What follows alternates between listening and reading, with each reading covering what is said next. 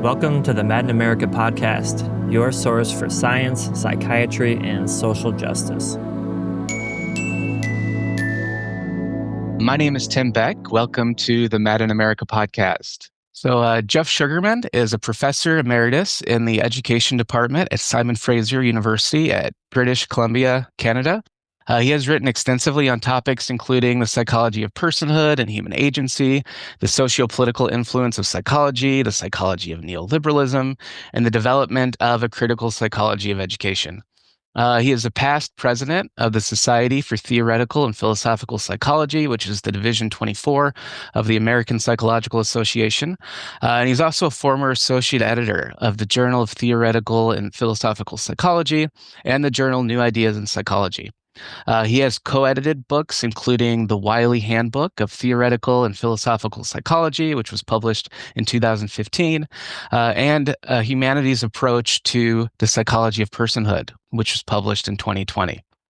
And he's co-authored the books Persons, Understanding Psychological Selfhood and Agency, which was published in 2010, Psychology and the Question of Agency, which was published in 2003, and The Psychology of Human Possibility and Constraint, which was published in 1999. So welcome, Jeff. Thank you so much for joining us today.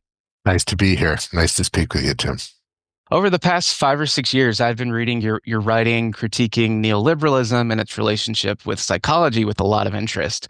And I have to admit that it's had a pretty profound impact on my own thinking and writing about psychology. So I'm really excited for this opportunity to hear more about your ideas and where you see them as being most relevant, especially given the current socio-political climate that we're experiencing. But to get started, can you share a little bit about your personal and academic background? So topics, like neoliberalism and even subjectivity are ones that I don't see a lot of psychologists writing and talking about today. What led you to become interested in these ideas, and how do they figure into your career as an educational psychologist? The first thing is that it's probably important for your listeners to know that I'm Canadian. I was born in Saskatoon, Saskatchewan, which is the Canadian equivalent of the U.S. Midwest.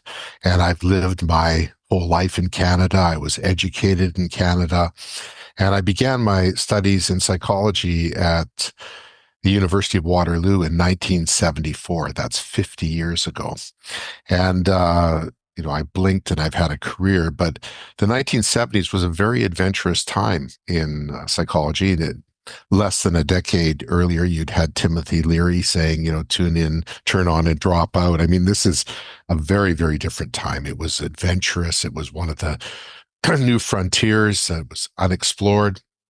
And I completed my undergraduate degree in 1979, and I decided that I would pursue a career in music. And I spent the next decade touring about the countryside, playing music, trying to establish a career as a musician. And then around 1990, I decided I better get a real job. And because I was unprepared to do anything other than play music and drink, I thought I better go back to university. And so I began a master's degree in counseling psychology. I started in 88 and I completed it in 1990. My doctoral studies were in a faculty of education. I was doing a doctorate in educational psychology. And at that time at Simon Fraser University, where I was doing my graduate studies, all of the doctoral students in education were forced to take a couple of classes together. And I was the only one studying educational psychology in these classes. There were people studying curriculum theory and the philosophy of education and educational technology and the history of education. And these conversations were wonderfully rich and highly critical. And every once in a while, someone would raise issues about psychology and turn to me and they'd say, so you're a psychologist. You have instruments and measures, and you have a self-esteem instrument. And if I score 10 on this thing and you get an 8, does that mean I've got more of this stuff than you do? And what else can you do this with? Can you measure justice or love or empathy? And they asked very pointed questions for which I was completely unequipped to answer and respond. And that's because, as you know, when you're trained in psychology, the canon of critique is very narrow. You're talking about experimental design, generalizability, and it's very insular. And they were posing critical questions that moved far beyond what the traditional canon of critique in psychology was. So I did something that turned out to be very fortuitous. I made a friend of somebody who was studying the philosophy of education and was a very, very smart guy. And he was reading a lot of hermeneutic philosophy. He was reading Heidegger and Gadamer and he said, you know what, I'm going to put you on a diet of what I'm reading, and we're going to meet every week and we're going to talk about it. And we ended up meeting for 2 or 3 hours a day, 3 or 4 days a week. And that was really what got me interested in philosophical work and its applicability to psychology and conceptual issues and historical issues. And in particular, one of the books that we read together was Charles Taylor's Sources of the Self, which is a landmark in hermeneutic philosophy, hermeneutic thought. And the book is a tremendous philosophical anthropology. And by philosophical anthropology, I mean going back in history and seeing what it was that people believed it was to be a person. And as it turns out, throughout history, we've asked the question, what is it to be a person? And we have posed various partial answers to that question. And as those answers circulate in the social cultural milieu, people appropriate those answers and they incarnate them. And by living in the terms that they provide, they become those kinds of persons. So what it's meant to be a person or a self has transmogrified over time. And Charles Taylor charts these changes in a magnificent way. I mean, the sweep of that book is really remarkable and impressive and humbling. You know, when you look through that book, you think about what he would have had to read and to know to write that book, and it's remarkable. And it's a very important monument in hermeneutic thought. So that's an important part of my background. The other thing that I would want to acknowledge in my background is that I was very fortunate at the time that I entered doctoral work that Jack Martin, who had been at Simon Fraser University and took a 15-year sojourn at the University of Western Ontario, ended up coming back to Simon Fraser and became my mentor. And his interests in philosophy and history were blooming at the time. And so, I mean, it was just a perfect, the timing was perfect. And his influence on my thinking has been very, very important. And that we've written together. He was not only my mentor, but we became co-authors, and we still play tennis once a week, actually, and sit down by the river and have a drink afterwards. So this was a very important collaborative relationship and friendship. I can definitely relate to that story. And I think a lot of people who will be listening to this interview can relate to taking psychology courses in undergrad and having sort of this general interest in what's being talked about, but kind of feeling like something's missing, and then taking a philosophy course or some other course in another discipline, and then coming back and completely reinterpreting the discipline of psychology through a different lens. And for me, it was through Heidegger, a class that I took on Heidegger and Gadamer as well. And kind of like you said, like starting to rethink the notion of the self as not something that's just, given to me at birth or something that comes from my brain, but instead something that's transformed through my social context and something that is impacted by the historical time period that I live in. Like, to me, that was like a really powerful idea. And it makes sense then, like, why you would get interested in neoliberalism and the current, structure of governance. And so, yeah, it segues nicely to what I wanted to ask you about next. When I think of neoliberalism, I generally think of, a particular political philosophy or a set of governmental policies that promote notions like free trade or globalization, and which often blur the distinction between state power and private industry. And I think in your work, you do an excellent job explaining why these ideas are relevant to psychology and how neoliberalism shapes our sense of self and how we relate to each other. But for those who might be unfamiliar with this idea, can you Can you just briefly define like what you mean by neoliberalism?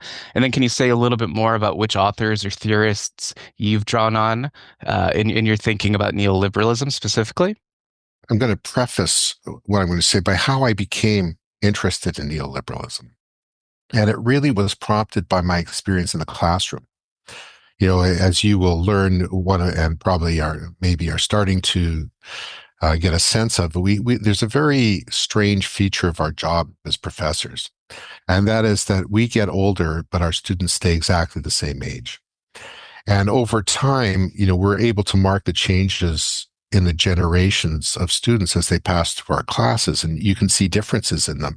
And I started to understand or realize that students were very different from me, and that the worst mistake I could make would be to walk into a classroom and assume they're just like me and talk to them like I would my contemporaries or my peers.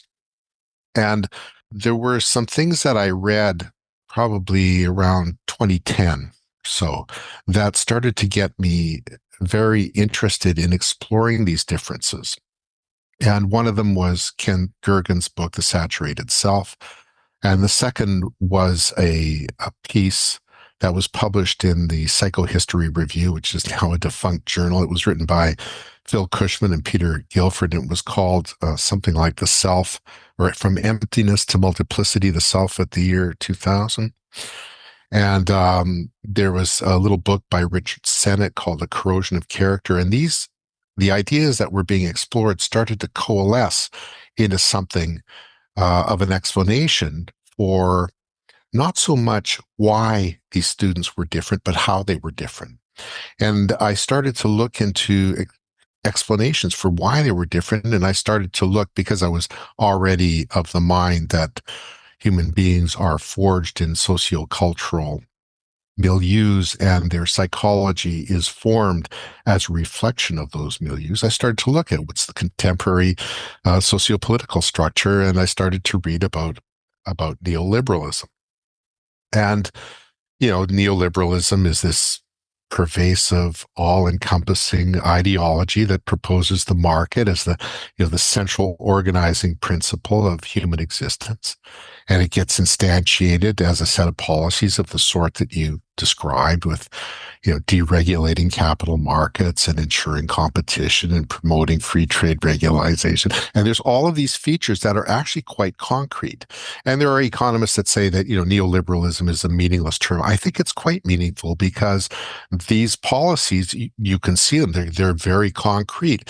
The reduction of welfarist programs, and transferring risk from the government onto the individual. So it's now you who is responsible for your health care and your education, and for what's going to happen to you in retirement. And so neoliberalism is this project of social and political and economic reform that reconfigures not only the economic and social climate, but human beings. Like, there's a conception of what it is to be a citizen in a neoliberal society. And that is that you are, as a neoliberal citizen, a rational, self-interested actor existing in a competitive marketplace, and your life is a kind of enterprise. You are fundamentally, as a citizen, a source of capital. And as opposed to classical liberalism, which is, that you are compelled to participate in the market. Now in the neoliberal climate, you're compelled to generate the market and generate economic activity within the market. And so for neoliberals, competition is really the defining feature of humankind, and that being compelled to participate in a competitive market, it creates a kind of natural meritocracy, or a hierarchy that comprises winners and losers. And certainly original neoliberals, von Hayek especially, but others, would have argued that anything that you try to impose that impedes this natural hierarchy, whether it's taxation or redistribution or trade unions or any kind of political intervention, and that's going to impede human flourishing. And ultimately, according to von Hayek, you're going to end up with totalitarianism. So neoliberalism is it really is a solution to a problem of governmentality, to use Foucault's term. And by governmentality, he meant the use of authority to regulate the attitudes and conduct of people. But the question is, how do you govern people for whom freedom is a paramount good? Especially where you are. I mean, freedom is the escutcheon which everybody holds up as being integral to who and what you believe you are. And so how do you govern people like this? Well, it turns out that neoliberalism is a very easy solution in that you use people's sense of choice, being the instantiation of their freedom. You use choice to govern them. So you set up a consumptive field where there's all kinds of choices. And people believe that the more choice they have, the freer they are. But what they don't understand is that the choices they have are precluded in all kinds of ways. So, for example, there's an endless variety of credit cards you can get. So choose amongst all of these different kinds of credit cards, but try to do something without a credit card. Try to, book a hotel or a flight or rent a car. And so you can start to see a lot of the kinds of choices that people have are illusory because they're precluded in all kinds of ways by set kinds of structures. And then with each credit card you sign up for, you enter into a contract that sets conditions on, different types of possibilities that most people are completely unaware of. So, on any given day, we're involved in probably hundreds of contracts that we're completely oblivious to, that condition, our future lives in ways that we probably don't think much about when we're signing off on the credit card, right?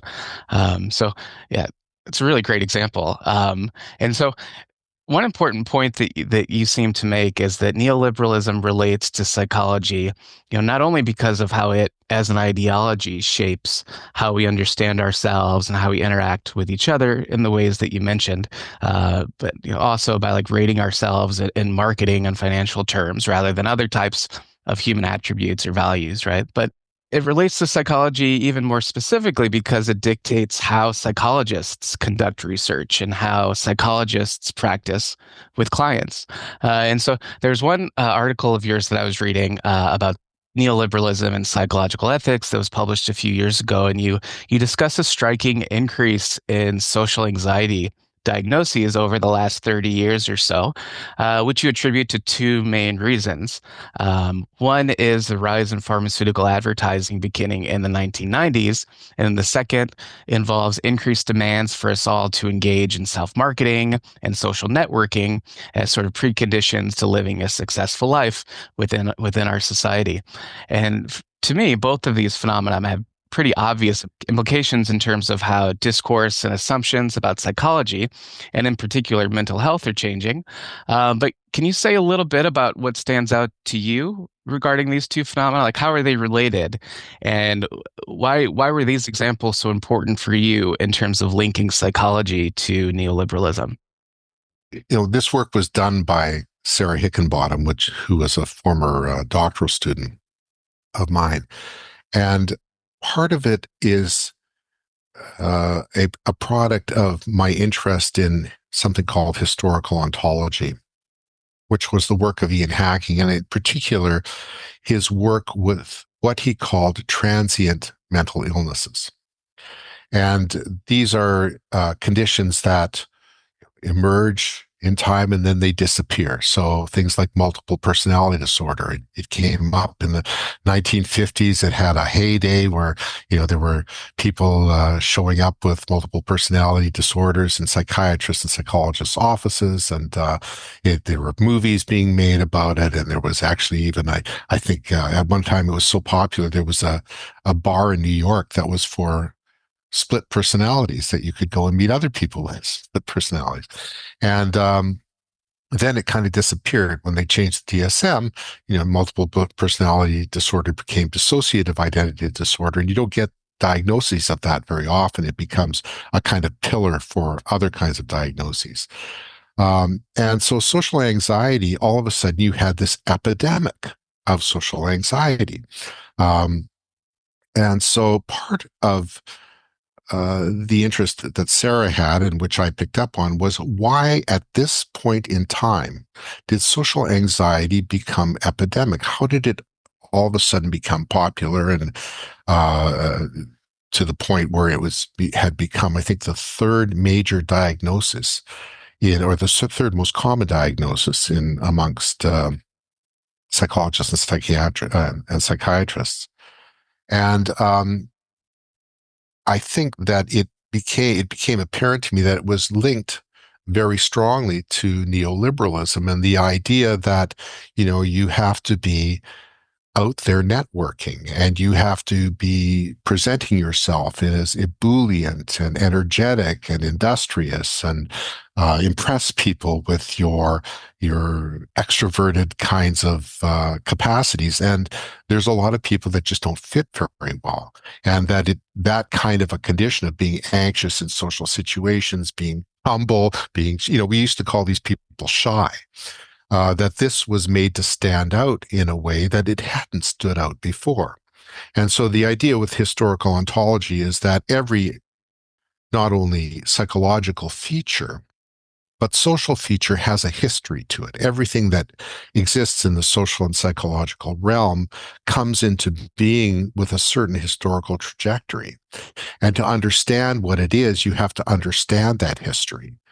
This is really a point that descends from Foucault. Ian Hacking was really a descendant of the Foucaultian tradition. And you have a number of people. Nicholas Rose is another one who understand psychological features and conditions as historically constituted. And once you start to understand that they're historically constituted, it helps you to let go of any kind of essentialist sort of thinking or theorizing that you might do, that these things have been around forever. They haven't. They come into being. There's a certain constellation of social and cultural conditions that make for their possibility, that allow them to emerge, and then they will take root, and they may be around for a while, and they may disappear with, a change in the DSM. Look at Asperger's. When Asperger's was written out as a DSM, there were a lot of very upset Aspies who said, "What do you mean I don't exist anymore?"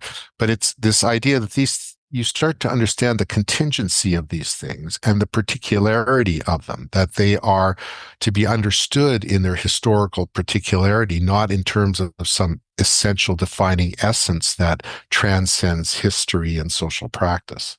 That's how I linked it. I was looking for examples, really, of psychology's participation in the neoliberal agenda.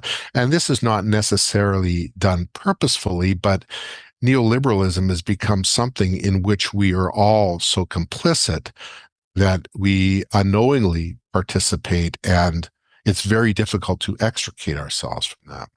There's something else that I want to mention, that if you would have asked me to talk about neoliberalism prior to your recent election in the United States and what's happened, I would have been quite confident in my ability to characterize the United States and North America generally as a neoliberal society. But there's something that's happening right now, and really just something I've been thinking about in the last 2 weeks, that I think there's a major transformation of neoliberalism going on.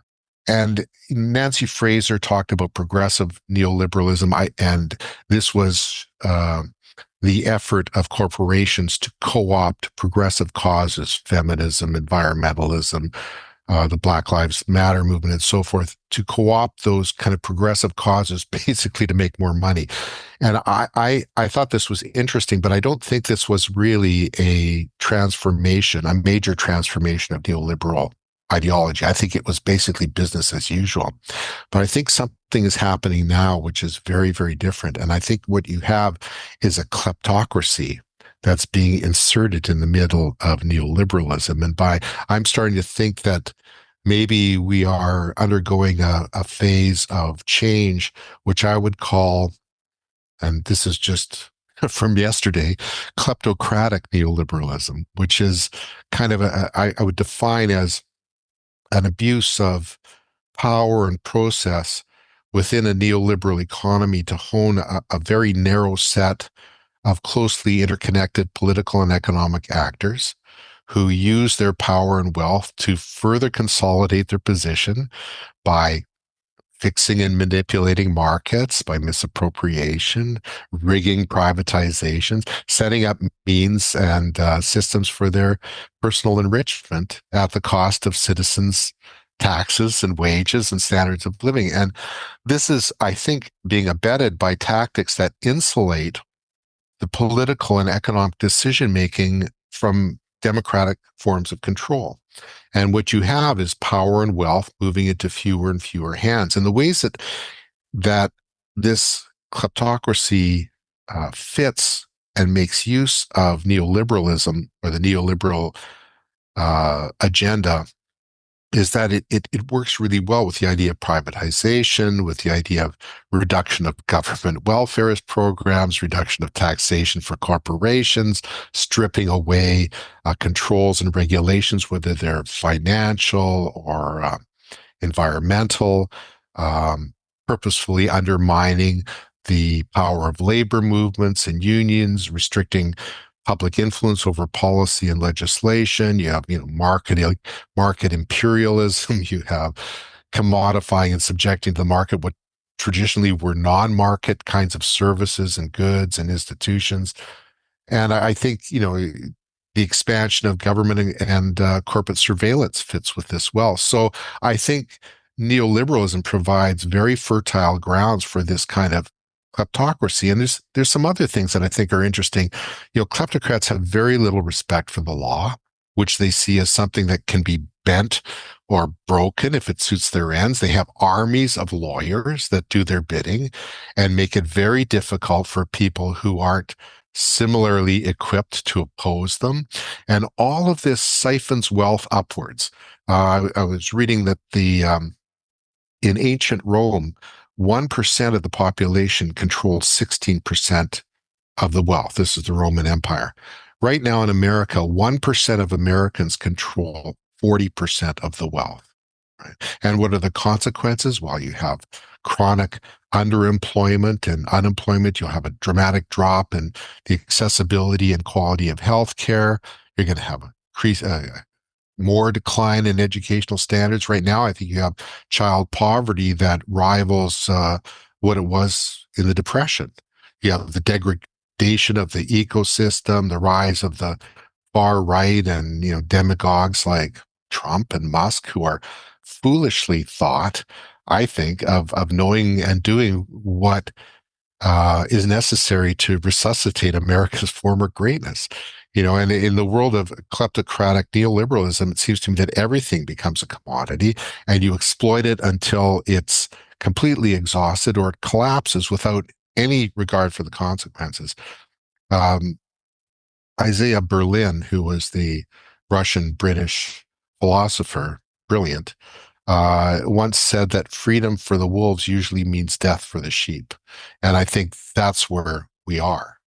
While many Americans are, I think, fretting about the closing of DEI offices and the instituting of two genders and what's being done with immigration, you should be looking to see where all the power and wealth are going. I think this is a tremendous diversion. Watch, where all this is being channeled, in what direction. I saw that last week Trump fired Linda Kahn, who was the head of the Federal Trade Commission and who had a reputation for vigorously prosecuting antitrust cases. Right? And who did he replace her with? Andrew Ferguson, who's basically going to be a stooge for the corporation, is busy pursuing the purging of DEI policies, and that's really a diversion from what's going to happen. And that is that corporations are going to be able to do whatever they want, and that Trump is initiating a plan to make the wealthiest Americans even more wealthy and more powerful, especially Trump himself, and turn American democracy into a giant corporation that's run by a handful of obscenely wealthy men. And that's what I mean by kleptocratic neoliberalism. And I think that's, I mean, I could be wrong. I'm not a futurist, but this is what seems to be the future. Yeah, I think that's a great insight that what we're seeing today isn't classical neoliberalism even. Like there's a shift taking place that's important to acknowledge. And, you can look at around the world and see the rise of fascist discourse and governments that are the consolidating power in ways that on the face of it almost appear to be a reaction to neoliberalism, right? Like they're reacting to notions that traditional neoliberals thought were were the best policies like open borders, free trade, globalization, and that they're drawing on people's fears and criticisms of the way that neoliberalism has appropriated identity politics, for example, like you mentioned, or other progressive social movements, right? So on the one hand, it seems to be a reaction to neoliberalism, but on the other hand, it's also clearly a transformation of it or an amplification of it in the sense that we're, like you said, we're seeing the wealth not distributed across the people who are voicing their concerns, but consolidated largely within corporations that are working hand in hand with these governments.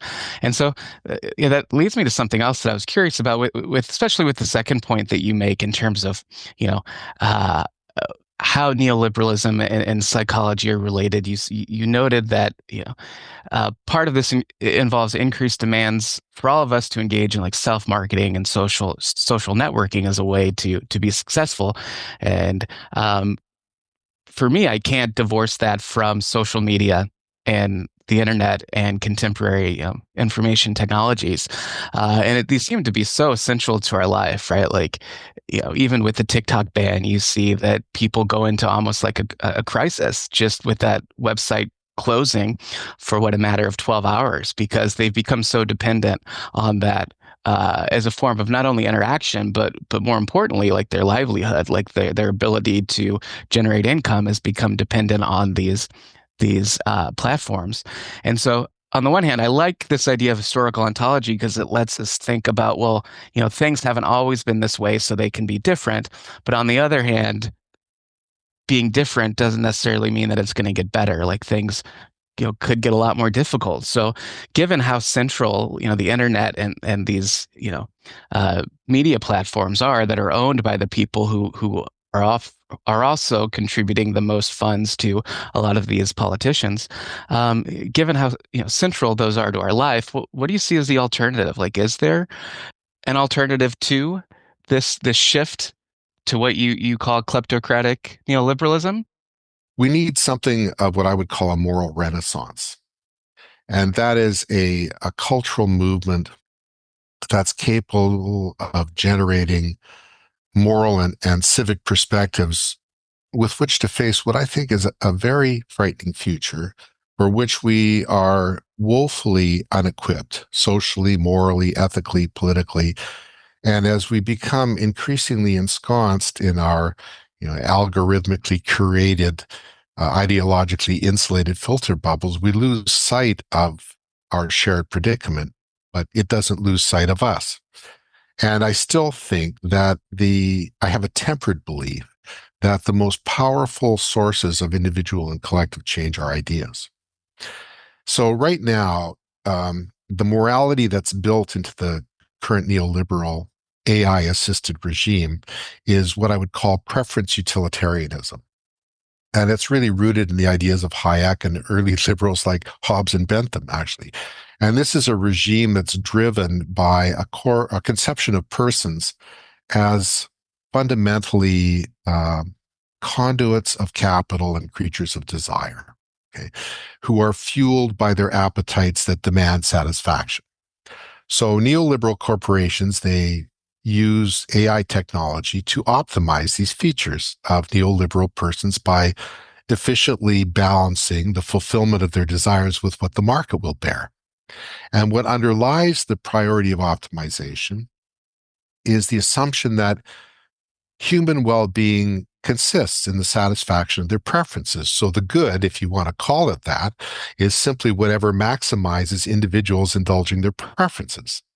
And so ethics and morality are pared down to an exercise in prediction and optimization, determining which operation or policy optimizes the fulfillment of preferences. right?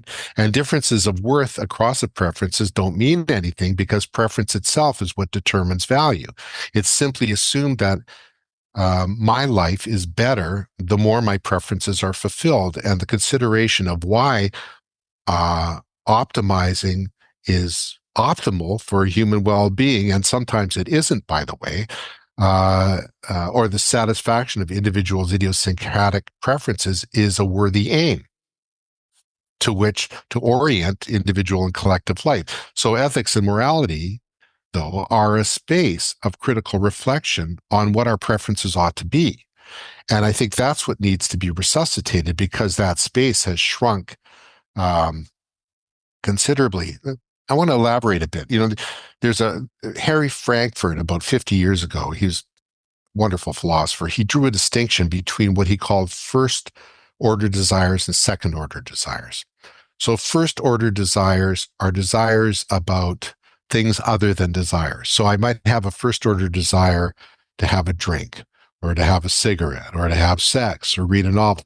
And so they're first order desires because their objects are things and not desires themselves. So drinks and dessert and sex and cigarettes, they're not desires, they're objects of desire. Second order desires take as their objects first order desires. So I might have a craving to have a drink, but my second order desires, I don't want to be a drinker. So I don't want to be that kind of a person. And so Frankfurt pointed out that this is really a distinguishing feature of persons. Like animals might have desires, but only people have desires about their desires, right? And these second order desires motivate them to act or to not act or to refrain from acting. And this is also, by the way, something that AI can't do. Machines can't do, because you have to have some skin in the game. You have to have finitude and teleology. You have to know that your life is limited, that you're mortal. And, teleology is about purposes. You have to have purposes. And these are existential features of what it is to make a human life. These things need to matter to you for second order desires to have any consequential force. Now, following Frankfurt, Charles Taylor, who I mentioned earlier, he called the human capacity for higher order evaluations of our desires, he called this strong evaluation. So strong evaluation refers to our capacity to realize distinctions amongst our desires and our feelings, and by reflecting on higher order desires, choose those desires and feelings that we want to identify with. And so Taylor develops the point that's initially captured really by Heidegger, that not only is the world imbued with human meanings and values, but moreover, we care about the kinds of beings that we are. We're self-interpreting, and in our attempts to understand and interpret ourselves, we participate in the shaping of our own being and becoming. But in order for our interpretations to get off the ground, we need a background, or what Gadamer called a horizon of qualitative distinctions and standards of worth. So these distinctions are required in order for us to judge our actions or our desires or our feelings as right or wrong, better or worse, more or less worthy, and so forth. It's something that stands independent of us, by which we judge our desires, right? It's something that comes of our cultures and societies. And these standards are independent of us. And that's why you can say to someone, you ought to be ashamed of yourself, even if they don't feel that way, right? And so the point is that it's not simply a matter of subjective choice.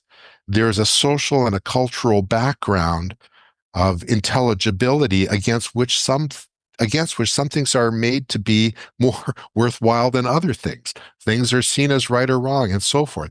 And choice on its own doesn't confer worth. This is something that neoliberalism has exploited to great effect. More choice doesn't mean more freedom, as I pointed out with the credit card example. And what's distinctive about persons is not simply our ability to choose or devise means to get what we want. It's our ability to discover what's good or right to want. And that's what I mean about, countering this kind of utilitarianism that is at the heart of neoliberalism. Now, the assumption is that when your preferences are met, that you're happy. And isn't that what a good life is all about? Happiness, being happy. But the problem with happiness, making happiness life's pursuit, is that, when you have problems, happiness disappears and then you have nothing. So it's better to pursue something that's deeper than happiness, something that continues to orient you in your life even when you are unhappy. And because happiness is momentary, it's too shaky to build a life on. So it's much better to pursue things that are meaningful than make you happy, because meaning is deeper, it's more profound, it's a more powerful orientation to your life. It keeps you centered, it makes you useful to your family and your community, even when you're unhappy. But again, you don't find meaning inside you. This is a myth, Your life becomes meaningful and significant when you respond to meanings that are independent of you, that are outside you, that they're beyond, there has to be something in the world that pushes back on you, that compels you or has force over you. Because if you think that all meaning comes from you, well, you can just take it back, right? Meaning requires commitment. But if the only commitment you have is to yourself, you'll never really experience anything as truly mattering or truly meaningful. You're just a king without a castle. And so that's, I think that's what has happened, is that the abilities, and it's not simply the ability, but the space for moral and ethical reflection has steadily shrunk over the neoliberal era. And it's really nothing new in the sense that, I think Tocqueville saw this 200 years ago. He saw that if you stick into individualism and instrumentalism together, you're going to undermine the shared interests of democratic life. It encourages people to retreat to their preferences and satisfactions of private life. And it was, really Renaissance humanists of the 15th and 16th centuries that conspired to create a kind of a movement that was a reaction against the narrow theological focus of medieval scholasticism. And they turned to study the question of what it is to be a human being. What is it to be human? And the cultivation of the kinds of virtues, human virtues, to their highest and fullest extent. So when I call for a kind of moral and ethical renaissance, it's the kind of revolt that Renaissance humanists wanted for a kind of sweeping transformation of culture and society, and it was political to the bone. The creation of a new order that would dispel ignorance and superstition and dogmatic obedience to authority and brutish regimes and all of the kinds of things that I think that we are faced with now. And it wasn't just simply to produce individuals of a certain kind, but to achieve that Renaissance vision institutionally, to project it into the state writ large. And that's the kind of, I suppose, moral renaissance that I have in mind. It reminds me of the article that you wrote on social justice and psychology. And I thought that was a really interesting article. And in it, you critique the way that many psychologists have taken up and used the term social justice. And in particular, I'll bring in a quote, like you talk about how psychological services that merely help individuals to adjust to circumstances of poverty and inequality without doing anything to change these conditions is a disservice to social justice. So I think that kind of fits into what you're saying. And I'm curious if you can say a little bit about then, like, where do you see psychology playing a role in this, given that psychology is so complicit in this history of neoliberalism, and how it often seems to be the case that the focus is on the individual at the expense of social and economic conditions? Is there a future where psychologists can push the discipline in a different direction to where we're working in a way that you're describing, or do you feel like it's a little bit too far gone for the discipline? Donald Napoli wrote a book in, I guess, 1980 or 1981. It was published. It has a terrific title. It's called The Architects of Adjustment. And if you look at psychology's role in society, it has been about helping people adjust to the norms of society. Right? What have we done? While we've created norms. What did psychologists do to get the discipline off the ground? We went to institutions that were trying to figure out how to function more effectively, whether it was education or hospitals or prisons or factories. And we went in and we studied what people did, and we created norms of the functioning of the institutions, right? So when the institutions are functioning properly, well, that's the norm, right? And then we created all kinds of tests and measures to detect when the institutions were not functioning normally. And we devised interventions for setting them on the track again of adjusting normally, whether these are individuals within in the institutions, whether they're the institutions themselves. I mean, this is, where did psychology get off the ground? Well, in North America, it was in education. It was, let's test students, let's test the ways the institutions operate and so forth. And so psychology is maybe the most conservative of all disciplines. We have been about maintaining the status quo.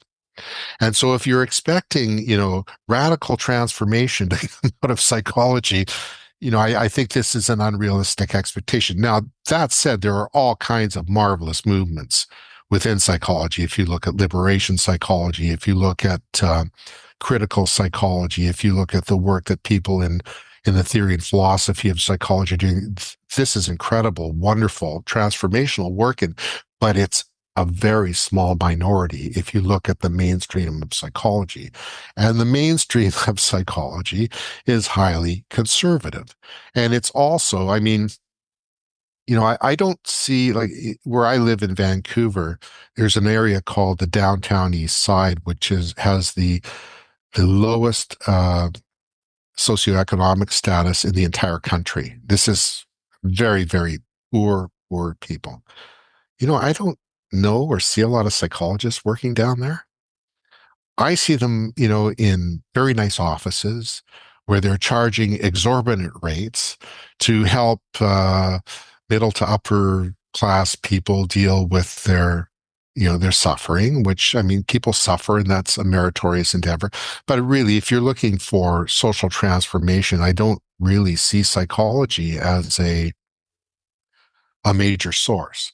Now, there are, and part of that is, psychologists are trained very narrowly in techniques to help people change individual problems. They're not trained to participate in political movements to promote grand change on a political or economic scale.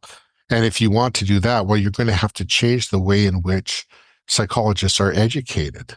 You're going to have to be educated a lot more broadly. And I'm not just talking about political matters, but economic matters. They need to read more broadly. They need to be more educated about what's going on around them in the world. They need to be astute about matters of social justice, not in a kind of facile way that terminology has become kind of mood music that you hear in a dentist's waiting room that makes us all feel good about what we're doing. That's hard, risky work. You have to be willing to take risks. I haven't heard, a lot of psychologists speaking out about what's going on in the United States right now. I think that's, that takes some courage. You have a lot of people who I think are very scared right now about speaking out and what the implications and consequences of that might be.